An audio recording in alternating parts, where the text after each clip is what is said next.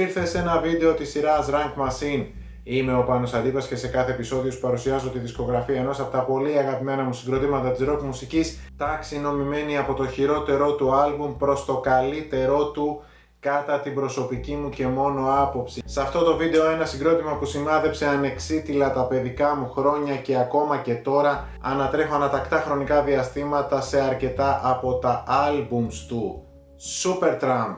Δυστυχώς ή ευτυχώς οι Supertramp είχαν την τύχη ή την ατυχία να έχουν δύο ηγετικές φυσιογνωμίες της τάξης τους, τον Roger Hodgson και τον Rick Davies. Αυτοί έγραφαν όλα τα τραγούδια τους, αυτοί έκαναν όλα τα lead vocals, αυτοί έκαναν το γενικό κουμάντο και αναπόφευκτα κάποια στιγμή τα έσπασαν και εκεί γύρω στο 1983-84 ο Roger Hodgson εγκατέλειψε το group για να ακολουθήσει solo καριέρα. Ενώ ο Rick Davies συνέχισε την ιστορία του group για περίπου 20 χρόνια ακόμη, όπου κυκλοφόρησε και άλλα 4 albums. Όσοι ήθιστε δεν θα συμπεριλάβω live albums ή συλλογές, μόνο τα studio albums που έχουν κυκλοφορήσει Supertramp και αυτά είναι συνολικά 11 και ξεκινάω ευθύς αμέσως με το Slow Motion, που είναι το κύκνιο άσμα των Supertramp και κυκλοφόρησε το 2002. Σε σημεία του άλμπουμ ο Rick Davies προσπαθεί να δώσει κάποια από τα vibes της κλασικής περίοδου του group, σε κάποια άλλα δίνει ένα παλαιομοδίτικο jazzy και soul άρωμα. Είναι ένα άλμπουμ που πέρασε εντελώς απαρατήρητο, δεν κυκλοφόρησε ποτέ σε βινίλιο, ενώ στις ΗΠΑ ο οποιοσδήποτε ενδιαφερόμενος μπορούσε να το λάβει μόνο μέσω ίντερνετ. Όχι ένα κακό άλμπουμ σε σημείο όπου να μην ακούγεται, χωρίς όμως να έχει κάτι το ιδιαίτερο και να σε κάνει να θέλεις να επιστρέφεις σε αυτό. Μετά από αυτό οι Supertramp πέρασαν στην ιστορία κάτι που κατά τη γνώμη μου θα έπρεπε να το είχαν κάνει τουλάχιστον 15 χρόνια νωρίτερα, δηλαδή κάπου εκεί προς τα τέλη της δεκαετίας του 80.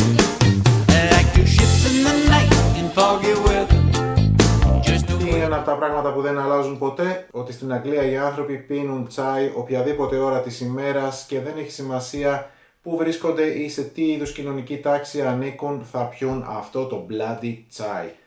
Τι είναι το Some Things Never Change των Supertramp? Είναι το πρώτο τελευταίο άλμπουμ της μπάντας που κυκλοφόρησε το 1997, είναι αδικαιολόγητα τεράστιο σε διάρκεια που και αριστούργημα να ήταν κάπου θα κούραζε. Πόσο μάλλον όταν πρόκειται για ένα επικώς μέτριο εγχείρημα. Αν ο σκοπός του Rick Davies ήταν να επανιδρύσει τους Supertramp ως μια νέα δύναμη στο χώρο της rock μουσικής, στρατολογώντας δίπλα του και ως δεύτερο τραγουδιστή τον κύριο Mark Hart, θυμίζοντας παλιώς δόξες του group, τότε μάλλον απέτυχε ικτρά. Αν πάλι ο σκοπός του ήταν να κάνει έναν easy listening pop jazz disco και όπου βγει, τότε και πάλι sorry, αλλά υπάρχουν ένα σωρό άλλες καλύτερες επιλογές στον χώρο της μουσικής. Παρ' όλα αυτά το ψιλοσυμπαθώ αυτό το αλμπουμάκι, χωρίς να σημαίνει ότι επιστρέφω και πολύ συχνά πίσω του. Απλά αυτό που δεν μπορώ να καταλάβω είναι γιατί ενώ έχεις 10 χρόνια να κάνεις ένα δίσκο, κυκλοφορείς έναν που διαρκεί 70 λεπτά, τα κάπως πιο πιασάρικα τραγούδια τα βάζεις προς το τέλος του άλμπουμ και μετά πάλι κάνεις άλλη μια πενταετία για να βγάλεις τον επόμενο σου δίσκο.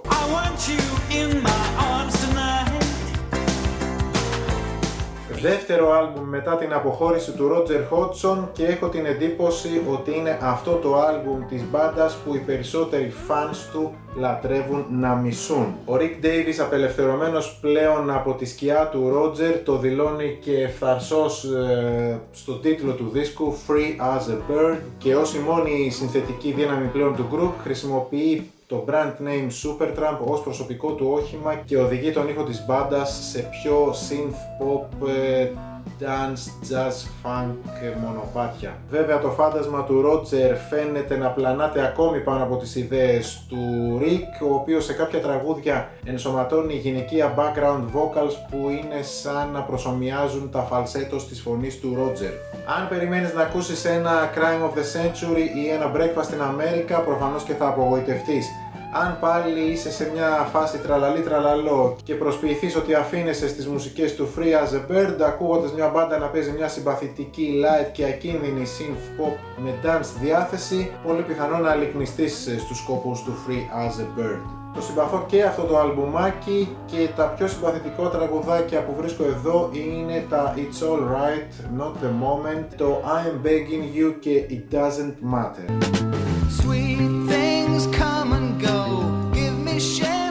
Το ομώνυμο ντεμπούτο άλμπουμ των Supertramp που κυκλοφόρησε το 1970 και στο οποίο ακούω μια πολύ σοβαρή μπάντα που πειραματίζεται και ψάχνει να βρει τον ήχο της και την ταυτότητά της. Παίζουν μια αρκετά εκλεπτισμένη folk rock, psychedelic rock ή με μια λέξη καλύτερα progressive rock της δεκαετίας του 70. Ο Roger Hodgson που κάνει τα περισσότερα lead vocals δεν έχει ανακαλύψει ακόμα τους γνωστούς ακροβατισμούς της φωνής του. Overall είναι ένα αξιοπρεπέστατο ήρεμο ακουστικό στο μεγαλύτερο μέρος του άλμπουμ.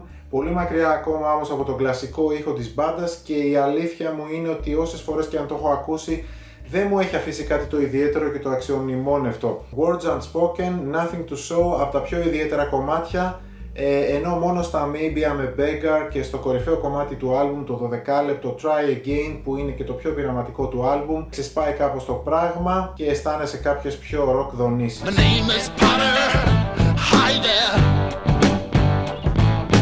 Το δεύτερο άλμπουμ του group, αρκετά καλύτερο από το ντεμπούτο, αλλά επίσης ακόμα μακριά από τον κλασικό τους ήχο, και το παράδοξο είναι ότι οι Supertramp θα δώσουν ένα από τα αριστουργήματά τους αμέσως μετά από αυτό το άλμπουμ.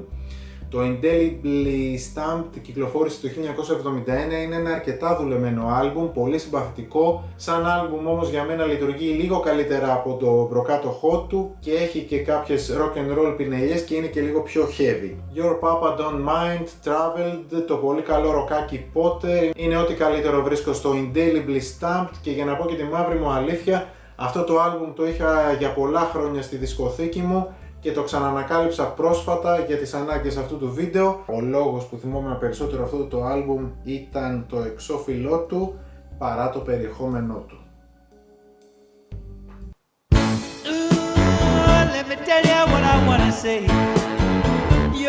Τελευταίο άλμπουμ με τον Roger Hodgson και μοιραία τελευταίο άλμπουμ της κλασικής περίοδου των Supertramp. Παρότι το My Kind of Lady είναι ένα από τα πιο αγαπημένα μου τραγούδια των Supertramp και παρότι εδώ υπάρχει και το εξαιρετικό hit It's Raining Again αλλά και το πάρα πολύ ιδιαίτερο Don't Leave Me Now που παίχτηκε πάρα πολύ εκείνη την εποχή από τα ραδιόφωνα, θεωρώ ότι το Famous Last Words σε γενικές γραμμές είναι ένα μέτριο αλμπουμάκι, καθώς φαίνεται ότι έχει ξεθοριάσει κάπως το πράγμα και ακόμη και αν δεν ήξερα ότι αυτό θα ήταν το τελευταίο άλμπουμ της κλασικής περίοδου του group, θα το συμπέρανα εύκολα από τον τίτλο του άλμπουμ Famous Last Words, από το εξώφυλλό του αλλά και από το περιεχόμενό του.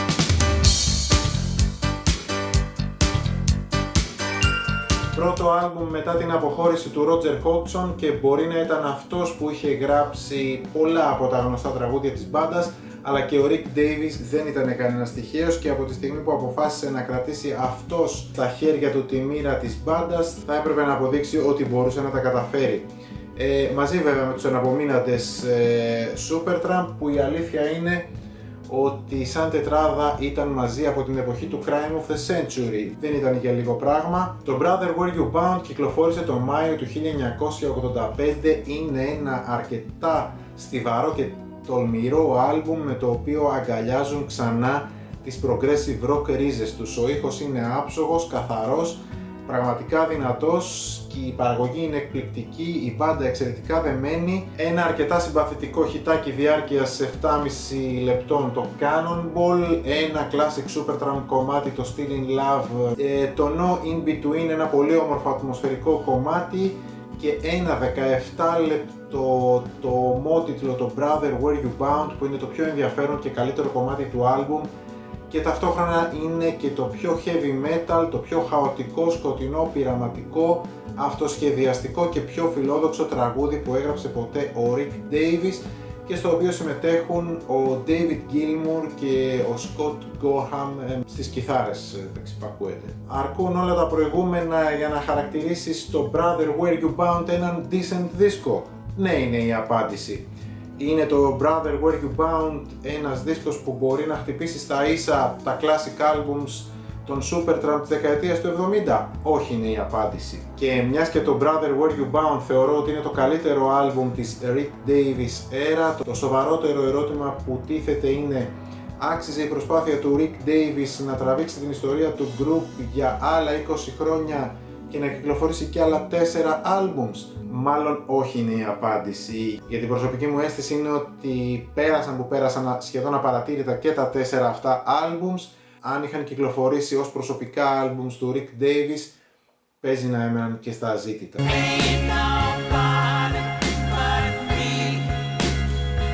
Crisis, what crisis? Πού την είδατε την κρίση? Το επόμενο άλμπουμ από αυτό που θεωρείται ως το magnum opus της μπάντας και η δισκογραφική εταιρεία τους πίεσε να επαναλάβουν την εμπορική και καλλιτεχνική επιτυχία του προηγούμενου, του Crime of the Century δηλαδή, και ως τέτοιο και για τις δύο περιπτώσεις θεωρείται ότι απέτυχε.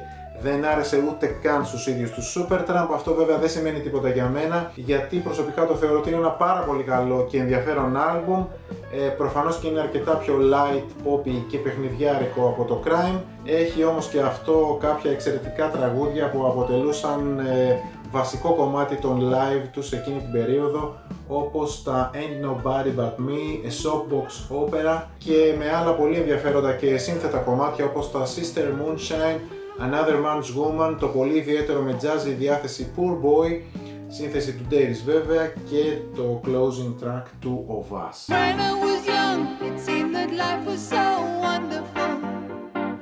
Πάνω από 20 εκατομμύρια κομμάτια πωλήσεις παγκοσμίως, πάνω από 4 εκατομμύρια πωλήσεις στις ΗΠΑ της Αμερικής και 6 εβδομάδες νούμερο 1 στα charts του Billboard το καλοκαίρι του 1979, πάνω από 3 εκατομμύρια πωλήσεις στη Γαλλία, εξυπακούεται ότι είναι το πιο εμπορικό άλμπουμ της μπάντας και είναι ένα άλμπουμ που έχει απ' όλα. Υπέροχα τραγούδια, εξαιρετική παραγωγή, καταπληκτικές ενορχιστρώσεις, υπέροχες φωνητικές αρμονίες, μπόλικο συναίσθημα, στίχους που προκαλούν σκέψη και ένα ενιγματικό εξώφυλλο που συνοψίζει την κεντρικότητα των Supertramp. Ηχογραφημένο σχολαστικά για 8 μήνες στο Los Angeles, ένα άλμπουμ που κάτω από την επιφανειακή του γυαλάδα κρύβει το δικό του σκοτάδι και που είναι το άλμπουμ ενός συγκροτήματος από την Αγγλία, το οποίο όμως είναι αφιερωμένο στη γη της επαγγελίας στην Αμερική. The Logical Song, το soundtrack της αιώνιας νιώτης μου, που τι και αν έχω ακούσει αυτό το τραγούδι 1 εκατομμύριο φορές, δεν θα βαρεθώ να το ακούσω κι άλλες τόσες.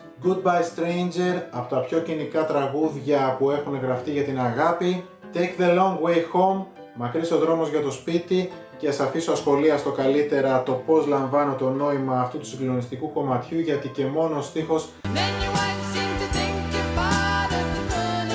αρκεί. Στο καταπληκτικό πακετάκι Breakfast in America, Gone Hollywood και Child of Vision είναι σαν να απομυθοποιούν πλαγίως στο αμερικάνικο όνειρο, ή αλλιώς σε ακόμα πιο ελεύθερη μετάφραση για μένα, μάθε να είσαι ευτυχισμένος με αυτά που έχεις και όχι με αυτά που δεν έχεις. Επίσης στο Child of Vision ο Roger Hodgson περιγράφει κομμάτι της ήδη τεταμένης σχέσης του με τον Rick Davies σχετικά με το πόσο διαφορετικοί χαρακτήρες είναι, και μάλιστα στο σημείο που κάνουν και ντουέτο είναι πολύ ενδιαφέρουσα η λογομαχία τους. Εκπληκτικό deep cut και το Lord Is It Mine.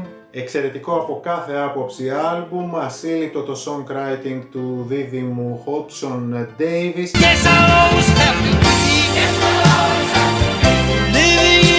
Το Even in the Quietest Moments είναι ένα άλμπουμ που μου βγήκε πολύ δύσκολο να το περιγράψω. Θα αρκεστώ να πω μια αρκετά βαριά λέξη: το θεωρώ αριστούργημα. Και ως τέτοιο, ό,τι παραπάνω και να πω βρίσκω ότι είναι περιττό. Είναι ένα πολύ γλυκό, πολύ τρυφερό, πολύ μελαγχολικό και σκοτεινό άλμπουμ. Δεν έχει ούτε μία αδύνατη στιγμή, δεν κάνει σε κανένα σημείο του κοιλιά και έχει μόνο πανέμορφα τραγούδια. Από τα εξαιρετικά singles Give a Little Bit και Babaji, συναίσθημα που ξεχυλίζει στο ομότιτλο το Even in the Quietest Moments και στο επόμενό του στο Downstream. Εξαιρετικό και το Lover Boy, ενώ τα δύο καλύτερα tracks του άλμπουμ, οι Supertramp, τα άφησαν για το τέλος. Πρώτα το Jazzy From Now On, σύνθεση του Rick Davies, και τέλος το Fool's Overture, ίσως το πιο πειραματικό και progressive κομμάτι που έγραψε ποτέ ο Roger Hodgson, και όπως λέω και ξαναλέω, όταν ένα άλμπουμ κλείνει με καταπληκτικά τραγούδια, αυτό το γουστάρω πάρα πολύ. Τα συγκεκριμένα μάλιστα δύο κομμάτια έγιναν και από τα standard tracks της μπάντας στις συναυλίες τους εκείνη την εποχή. Επίσης πολύ όμορφο και το εξώφυλλο του άλμπουμ.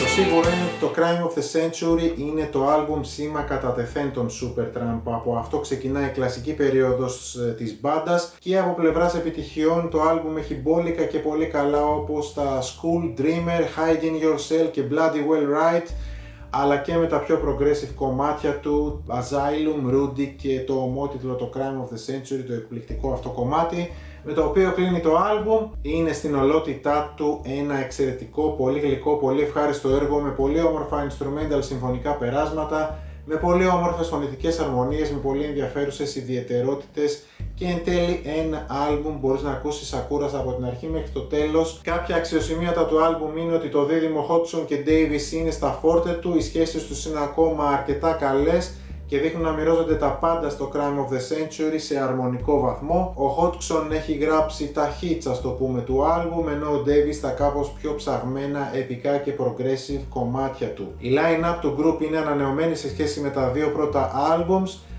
Από το Crime και μετά έχουν προσθεθεί τρεις εξαίρετοι μουσικοί στην μπάντα, ο Dougie Thompson στο μπάσο, ο John Halliwell στο σαξόφωνο και στα κάθε είδους πνευστά και ο Bob C.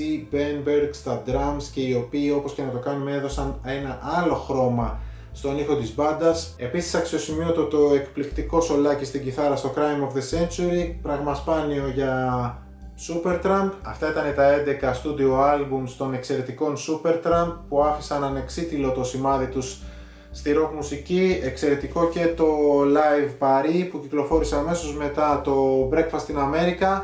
Να είσαι καλά και σε περιμένω σε κάποιο άλλο βίντεο της σειράς Rank Machine.